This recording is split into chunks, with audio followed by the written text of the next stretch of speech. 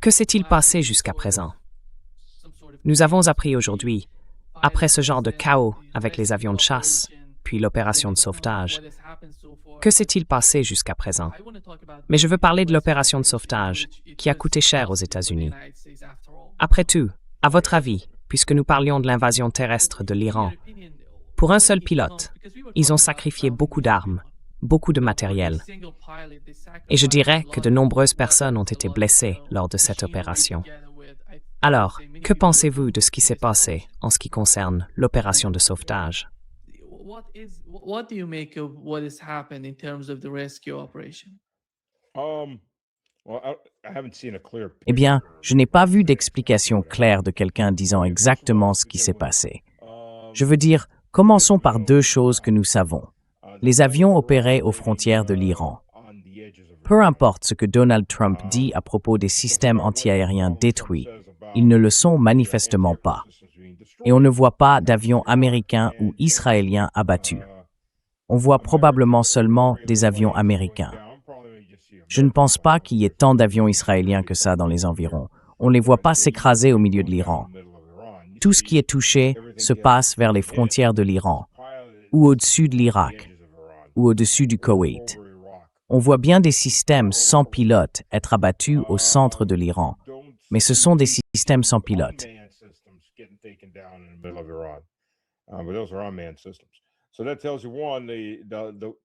Cela montre d'abord que l'Alliance sioniste comprend que les systèmes antiaériens de l'Iran ne sont pas hors service.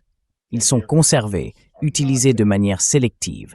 Ils ne se mettent pas simplement à tout tirer jusqu'à épuisement pour ensuite se faire détruire. Ils les gardent en réserve. Les systèmes S-400 sont quelque part là-bas, très probablement en attente de l'arrivée des B-52, et cela ne fait que le confirmer davantage. Ils ont été touchés à la périphérie de l'Iran. Donc oui, on pourrait mener une opération de sauvetage ou tenter d'en faire une à l'intérieur de l'Iran sans aller très loin. Mais même dans ce cas, on a vu ce qui se passe quand ils s'y mettent. Ils ont sorti le premier homme assez rapidement. Le second était quelque part dehors, en mode survie.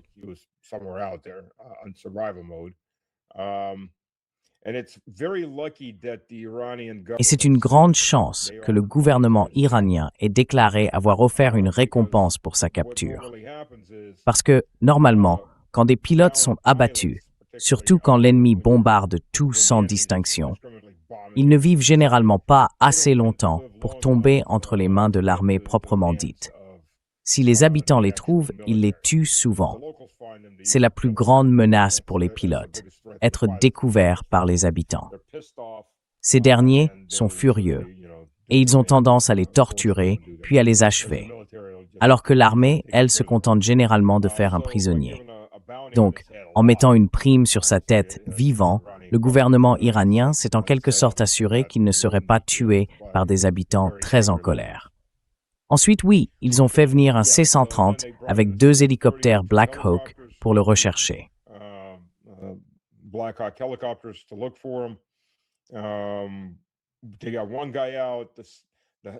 Ils ont réussi à sortir un gars. L'un des hélicoptères fumait, et il y avait beaucoup de vidéos montrant des habitants tirant dessus avec tout ce qu'ils avaient. Cet hélicoptère était évidemment le « OK, je recharge ». OK. L'hélicoptère n'avait manifestement pas été touché par des systèmes antiaériens, sinon il se serait simplement écrasé. Il n'aurait pas continué à voler en fumant, il se serait juste abattu. Les hélicoptères ne planent pas. Ils tombent du ciel, vraiment très mal, quand les pales cessent de tourner. Donc, puisqu'il volait encore en fumant, il avait probablement été touché par des tirs d'armes légères. Fusils de chasse, fusils à pompe, fusils d'assaut. Des gens qui tiraient dessus. Il y avait des vidéos montrant cela. Il y avait des nomades baloutches dans cette région. Ils savent tirer, ils savent manier un fusil. Je pense que c'est bien le cas, oui.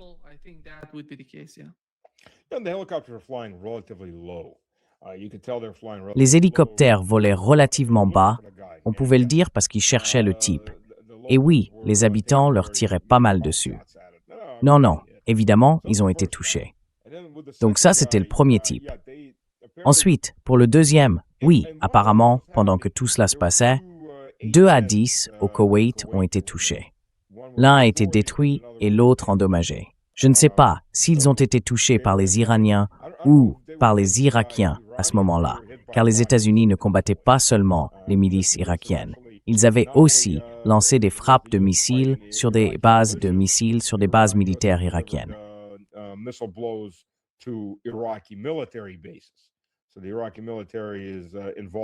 Donc, l'armée irakienne est impliquée aussi.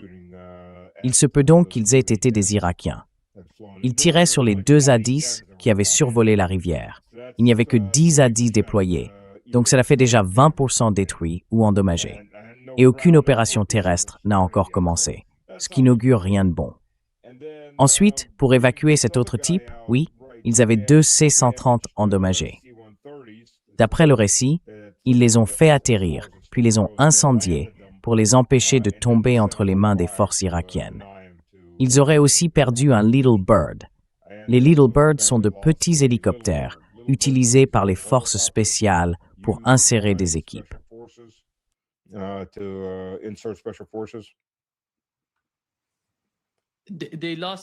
Ils en ont perdu 4, ces Little Birds. ABC, NBC et le New York Times rapportent tous que 4 ont été touchés par les Iraniens. Eversep Her. Oui, ils ont été détruits, 4 d'entre eux.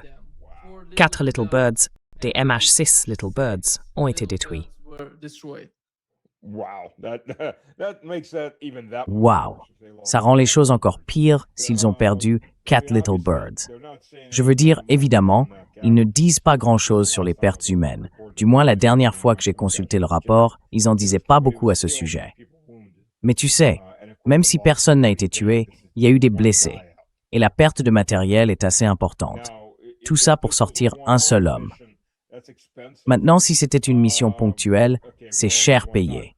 Mais bon, c'est juste une fois. Mais à mesure que ce conflit se prolonge, on peut s'attendre à ce que d'autres avions américains soient abattus, d'autres pilotes aussi. Et si les États-Unis subissent un tel taux de perte juste pour sauver une seule personne, ils ne pourront pas tenir ce rythme très longtemps. C'est mission accomplie, mais à quel prix? Je veux dire, c'est un coût énorme, pas seulement matériel, mais humain aussi.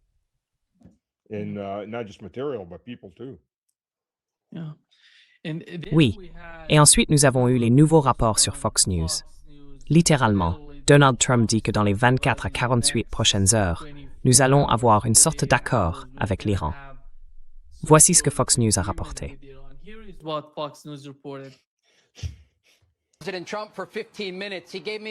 J'ai parlé avec le président Trump pendant environ 15 minutes. Il m'a donné de nouveaux détails sur les négociations en coulisses avec les Iraniens et sur ce qui se passera si l'Iran ne conclut pas un accord de bonne foi. Le président m'a dit, s'il ne conclut pas un accord et vite, j'envisage de tout faire sauter et de prendre le contrôle du pétrole. Je lui ai demandé s'il voyait une possibilité d'accord avec les Iraniens. Il a répondu que ceux qui négocient au nom de l'Iran ont obtenu une amnistie pour le moment afin de pouvoir poursuivre les discussions. Et le président m'a dit qu'il pensait pouvoir conclure un accord d'ici demain.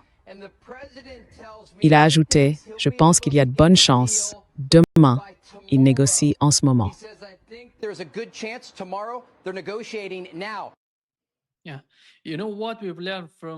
Oui, tu sais ce qu'on a appris du Wall Street Journal. Selon leurs informations, l'Iran ne rouvrira pas le détroit d'Ormuz et a refusé de répondre à une nouvelle proposition de cessez-le-feu américaine. L'autre partie de l'article mentionne que la Turquie, l'Égypte et le Pakistan essayent de convaincre l'Iran de participer à des pourparlers de paix, mais que l'Iran a refusé de rencontrer des responsables américains. Et, tu vois, le ton est, Donald Trump en parlait. Et après, tu te souviens, 48 heures, puis 5 jours, puis 10 jours, il est revenu à 48 heures, encore une fois.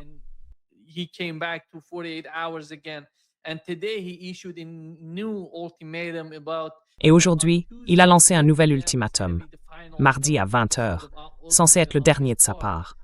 Je ne sais pas ce qu'il essaie d'obtenir avec ça. On dirait qu'il tente de manipuler le marché.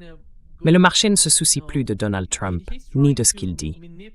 Penses-tu que cela ait un lien avec la réalité des discussions? D'après ce que j'ai appris des Iraniens, il n'y a ni discussion, ni contact, ni négociation en cours. Et pourtant, Donald Trump affirme qu'ils sont en train de parvenir à une sorte d'accord. Vas-y.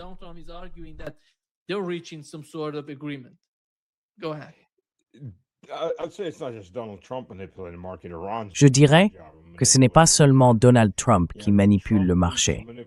L'Iran s'en charge très bien aussi. Trump a besoin de faire baisser le marché. L'Iran a besoin de le faire monter. Et ensuite, Trump sort en disant « Oh, c'est un accord de paix ». D'ailleurs, quelqu'un a passé une position à la baisse environ une demi-heure avant qu'il ne sorte pour la première fois en disant « Vous savez, je parle aux Iraniens ». C'est une grande nouvelle. C'était il y a une semaine. Quelqu'un a fait une grosse vente à découvert environ 1,5 milliard de dollars, juste une demi-heure avant cela. Donc c'était soit quelqu'un de la famille de Trump, soit de son tout premier cercle, soit une combinaison des deux, qui savait qu'il allait dire ça.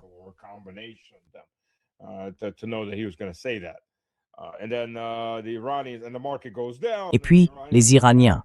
Et le marché baisse. Et les Iraniens reviennent en disant « Non, non, c'est pas le cas ». Le marché remonte aussitôt. Le prix du pétrole repart à la hausse. Donc, ils jouent tous les deux avec le marché. Et le marché est le point faible de Trump, car s'il peut ignorer la souffrance du peuple, il ne peut pas ignorer celle qui vient de ses donateurs. D'un côté, il souffre, de l'autre, il gagne de l'argent grâce à ce marché.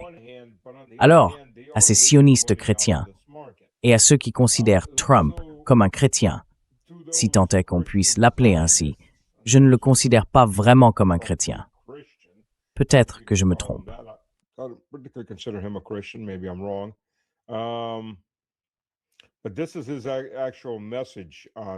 Mais voici son véritable message pour Pâques catholique et protestante. Et pardonnez-moi l'expression, je vais le lire mot pour mot. Mardi sera le jour de la centrale électrique et des ponts, tout en un en Iran. Il n'y aura rien de tel. Ouvrez ces putains de détroits, bande de fous, ou vous vivrez en enfer, vous verrez. Loué soit Allah. Président Donald J. Trump. Cet homme donne l'impression d'être chrétien, en ce jour le plus sacré du calendrier chrétien, vous voyez? Alors, pardonnez-moi, mais vous avez une vision vraiment déformée de ce qu'est le christianisme. Je veux dire, cet homme est... Enfin, voilà. Et puis, je ne sais pas vraiment s'il a encore toute sa tête.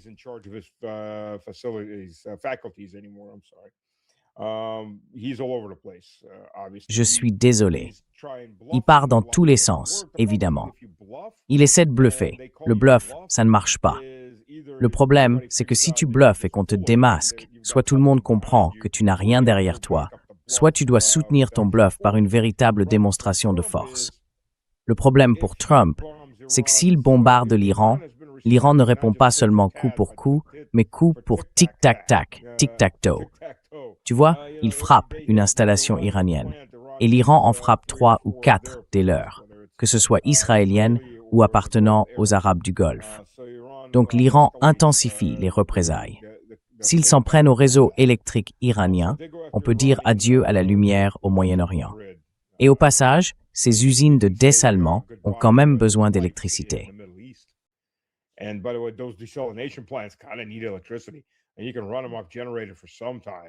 Et on peut les faire fonctionner avec des générateurs pendant un certain temps.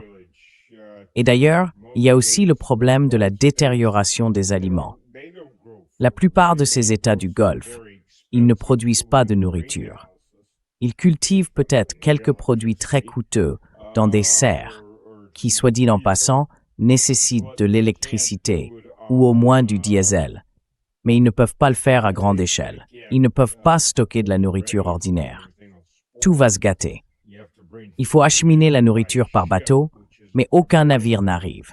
Je veux dire, on pourrait passer par Amman et faire venir une certaine quantité de nourriture par camion. Mais il faut nourrir 5, 6, 7 millions de personnes juste de l'autre côté de la frontière. Cela fait énormément de nourriture à transporter uniquement par camion. Je veux dire, il faut beaucoup de camions. C'est donc un très gros problème.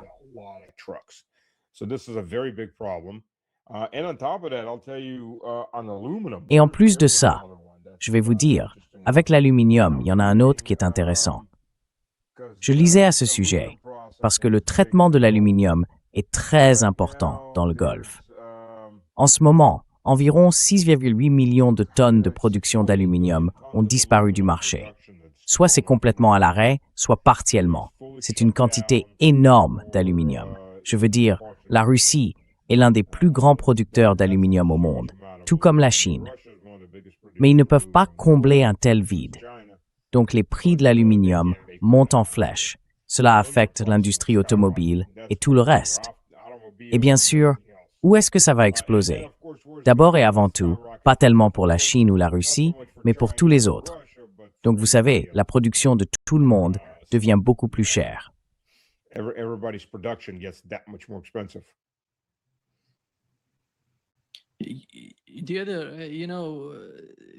Vous savez, l'un des autres points mentionnés dans cet article du Wall Street Journal indique que l'Iran a dit au médiateur que les États-Unis ne sont pas en position de formuler des exigences. Et Donald Trump, d'ailleurs, il formule ce genre d'exigences au fil du temps. Il parle du détroit d'Ormuz, disant qu'ils doivent parvenir à une sorte d'accord ou de compromis avec les États-Unis. Mais pensez-vous qu'il soit possible, même avec cette attitude, dans les 48 heures, 2 jours, 5 jours, en ce moment mardi, 21 heures? 48 hours, 2 days, 5 days, right now, Tuesday, 9 p.m. What sort of pressure is he able to put on Iranians? Quel type de pression peut-il exercer sur les Iraniens avec ces attaques, ainsi qu'avec les attaques contre les infrastructures civiles, comme le pont? Nous avons eu l'attaque contre le pont et nous avons eu des attaques contre l'Institut Passa, qui produit des vaccins et des médicaments, tout cela. D'un autre côté, ils ont également attaqué, comme vous l'avez mentionné, des éléments liés à la sécurité alimentaire ou énergétique dans la région. Il y a eu 4 attaques contre la centrale nucléaire de Bushehr, située dans le sud, près du Golfe Persique. Toute contamination à cet endroit pourrait sérieusement affecter le Golfe et par conséquent, l'eau dont dépendent les pays du CCG. GCC countries are using. Eh bien, cela ne contaminera pas la plupart de ces pays. Les alizés soufflent vers le nord-ouest. Cela contaminera, enfin, c'est déjà fait. Lors de la deuxième attaque, un petit nuage de condensat ou de vapeur d'eau contaminée s'est échappé et il a été emporté vers le Koweït. C'est la direction du vent. Donc cela va vers le Koweït et à partir du Koweït, cela va se propager davantage si la fuite est assez importante. Par exemple, en cas de fusion du réacteur. C'est ce qu'ils visent. Ils commettent un acte de terrorisme nucléaire. Quelle surprise que les supplétifs, les Ukrainiens, essaient de commettre un acte de terrorisme nucléaire, tout comme lorsqu'ils ont tenté de frapper la centrale nucléaire de Kursk et qu'ils essayent toujours de frapper celle de Zaporizhia, qui a été pratiquement mise à l'arrêt.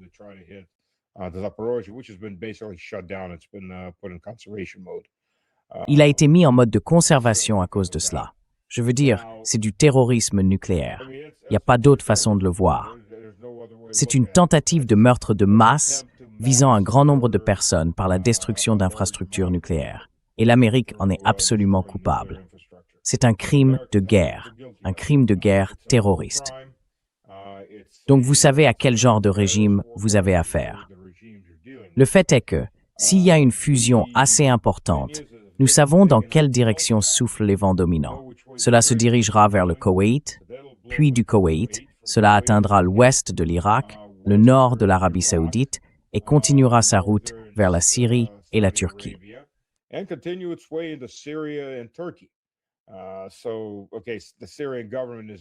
Bon, d'accord, le gouvernement syrien est un gouvernement islamiste, djihadiste illégal que l'Amérique a mis au pouvoir. Oui, quelle surprise, comme d'habitude.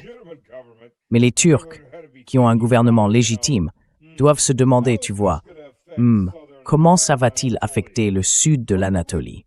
Probablement très mal, quand on a des retombées nucléaires qui viennent de là-bas. Juste pour que les gens comprennent, la plupart ne s'en souviennent pas ou n'en ont jamais vraiment appris grand-chose, surtout s'ils sont américains. La plupart d'entre eux ne savent pas à quel point Tchernobyl a été grave. D'abord, Tchernobyl, c'était seulement un réacteur qui a fondu. First of all, Chernobyl was only one block melting down. There's two blocks that are still generating electricity in Chernobyl. Il y a 2 blocs qui produisent encore de l'électricité à Tchernobyl et qui l'ont toujours fait. Il y a bien eu une fusion complète, mais pas d'explosion majeure de vapeur. Seulement une explosion préliminaire due à l'eau dans les réservoirs de refroidissement. La principale nappe phréatique sous la centrale nucléaire était radioactive et 3 hommes sont descendus pour la pomper. L'un d'eux est ensuite mort dans un accident de voiture. Donc oui, il y avait de la radiation. Mais j'imagine que c'était pas si radioactif que ça, puisqu'ils ont tous survécu. Comme je l'ai dit, l'un est mort dans un accident de voiture, il n'y a pas si longtemps.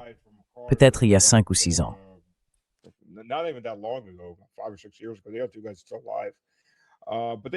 Les 2 autres hommes sont toujours en vie. Ils ont pompé l'eau, et s'ils ne l'avaient pas fait, ce qui se serait produit, c'est que le cœur aurait fondu à travers la base de la centrale nucléaire. S'il avait réellement touché cette eau, il y aurait eu une explosion massive. En tenant compte de l'explosion qui a effectivement eu lieu, ce nuage a atteint jusqu'à l'Écosse. Pendant 10 ans, on a dit aux éleveurs écossais de ne pas emmener leurs moutons ou leur bétail dans les montagnes, car la mousse absorbe particulièrement la radiation de l'environnement. La mousse est un grand absorbant de radiation.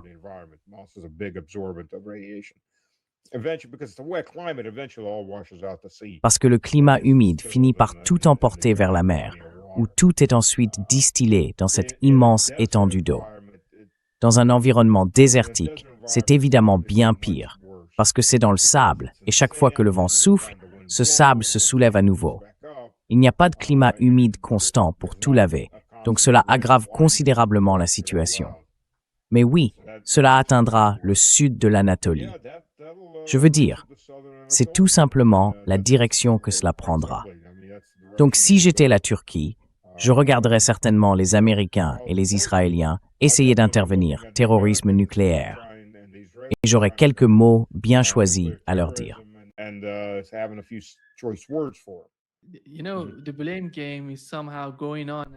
Vous savez, le jeu des reproches bat son plein aussi. Car l'armée israélienne, voici le rapport, montre que les forces de défense israéliennes ont déclaré à plusieurs reprises que l'Iran ne dispose plus que de quelques centaines de missiles balistiques sur un stock initial. Ils parlent de 2500 missiles balistiques. Ils ont dit cela aux Américains. C'est incroyable, vraiment. Comment quelqu'un dans l'administration Trump peut-il croire ce que disent l'armée israélienne et le Mossad?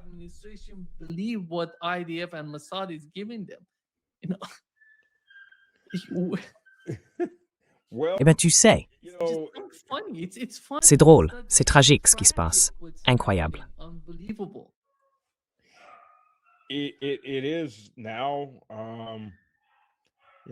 c'est le cas maintenant.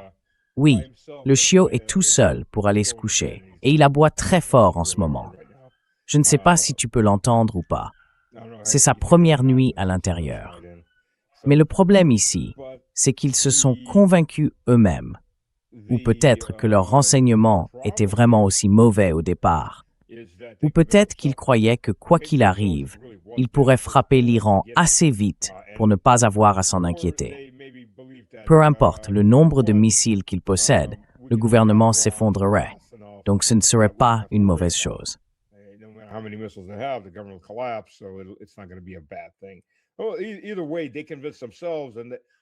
Dans tous les cas, ils se sont convaincus eux-mêmes, et ils ont convaincu Trump et les gens autour de lui.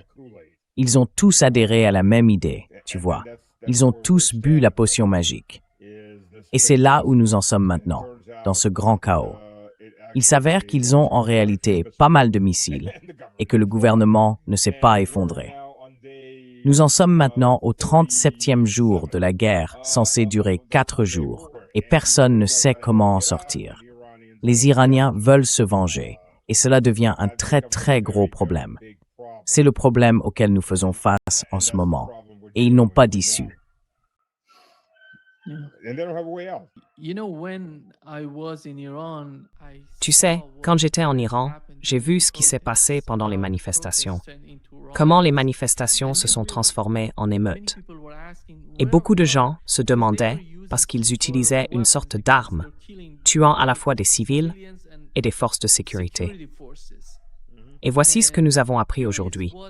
Les États-Unis ont envoyé des armes au peuple kurde, et ces armes ont ensuite été remises aux manifestants en Iran. Voici sur Fox News aujourd'hui. Here is what was said on Fox News today. Il a également fourni de nouveaux détails sur ce qui s'est passé plus tôt cette année, lorsque le régime iranien est descendu dans les rues et a massacré, selon le président, 45 000 civils dans son propre pays. Après cela, le président Trump m'a dit que les États-Unis avaient envoyé des armes aux manifestants iraniens. Il a précisé que nous leur avions envoyé beaucoup d'armes, que nous les avions fait parvenir par l'intermédiaire du président. Il a ensuite répété que nous avions envoyé des armes aux manifestants, beaucoup d'armes. Ainsi, plusieurs gros titres ont découlé de ma conversation avec le président Trump. Oui, il a dit ça. Yeah. I think they got their time. Oui, je pense qu'ils se sont un peu trompés dans leur timing, leur chronologie. D'abord, ils ont envoyé des armes, puis il y a eu les manifestations. La première manifestation, comme c'est souvent le cas quand les Américains essayent de lancer des révolutions de couleur, portait sur quelque chose de réaliste. Dans ce cas, c'était à propos de l'économie, et les manifestations n'étaient pas violentes. C'est généralement comme ça que ça commence. Bien sûr, les problèmes économiques étaient en grande partie d'origine américaine. C'est la spécialité de Bassett. Faire s'effondrer les monnaies, pas gérer une économie. C'est pourquoi, si tu l'écoutes un jour parler de questions économiques aux États-Unis, cet homme est complètement à côté de la plaque. Il n'a aucune idée de la façon dont les économies fonctionnent. Mais il était bel et bien le bras droit de Soros.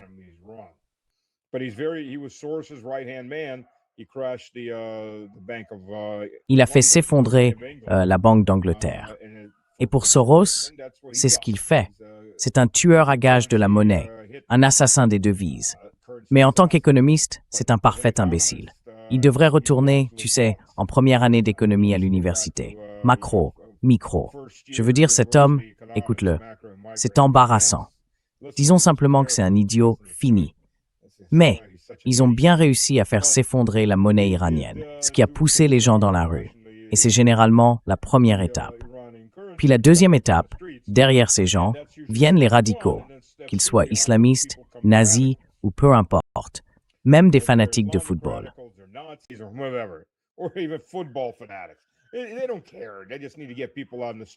Ils s'en moquent. Ils ont juste besoin de faire descendre les gens dans la rue pour commencer à semer le trouble. L'étape suivante consiste généralement à commencer à tuer des gens, à avoir des sacrifices, tu vois, pour essayer de pousser le gouvernement à réagir de manière excessive. Et cela ne s'est pas produit. Alors, ils se disent, eh bien, le gouvernement n'a pas réagi. Deux choses ne se sont pas produites. Le gouvernement n'a pas surréagi au départ et les responsables gouvernementaux n'ont pas changé de camp. Ils ont besoin que l'armée et la police changent de camp. Ce qui s'est passé en Géorgie, c'est qu'ils en sont arrivés à ce point. Et leur petit Maïdan, leur révolution, n'a pas pu aller plus loin, parce qu'aucun policier, ni aucun militaire, n'a changé de camp.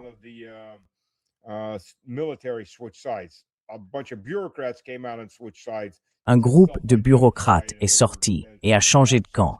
Ils se sont simplement identifiés eux-mêmes et ils ont depuis été renvoyés. Mais comme l'armée et la police n'ont pas changé de camp, les élites au pouvoir ici, comme dans toute société, ont vu cette révolution s'essouffler. Eh bien, en Iran, quand cela ne s'est pas produit, c'est là qu'ils sont passés au massacre de masse et ont simplement essayé d'imposer leur volonté par la force. Et au moment où Internet a été coupé, au moment où la Russie a mis en place les bloqueurs pour les systèmes Starlink, c'en était fini. C'était pratiquement terminé, parce qu'ils n'avaient pas le soutien populaire et qu'aucune faction du gouvernement n'était passée de leur côté. Mais bien sûr, oui, les Américains leur ont envoyé des armes. Ils les ont simplement envoyées avant le début des manifestations. Et ils ont tué beaucoup de gens. Je veux dire, il y a beaucoup de vidéos. Vous savez, ils ont incendié des ambulances, ils ont brûlé des camions de pompiers dans de nombreux endroits pour que les services d'urgence ne puissent pas intervenir.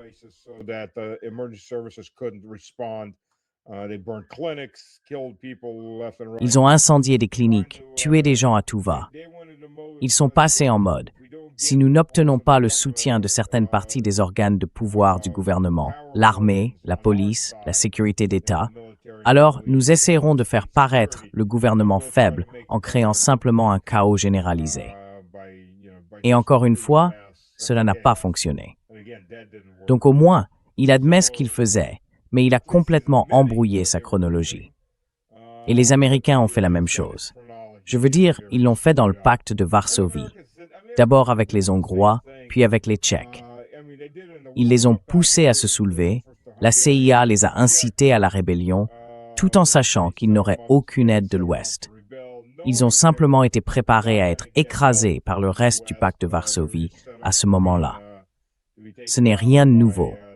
Ce n'est absolument rien de nouveau pour les États-Unis. Il fait cela des années 1950.